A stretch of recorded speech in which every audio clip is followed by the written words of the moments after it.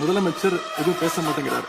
To remain silent in the face of evil is itself evil. எதுக்குடா அவனை தொட்ட? அவன் சுடு தண்ணியிலே கைய விடுவான், உன்னை சும்மாவா விடுவான்?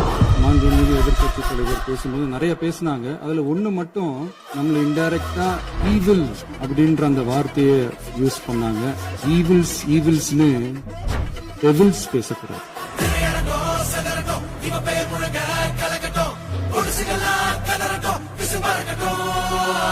கடந்த 4 நாட்களாக திராவிட முன்னேற்ற கழகம் முதலமைச்சர் ஏன் பேசலன்னு சொல்லிட்டே இருந்தாங்க.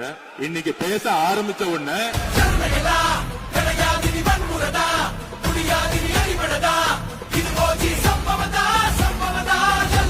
சொல்றேன், மக்கள் பணத்துல இருந்து ஒரு பைசா கூட தொடமாட்டோம், தொடவும் விடமாட்டோம், தொட்டா விடமாட்டோம், இதுக்கு முன்னாடி தொட்டவங்களையும் விடமாட்டோம்.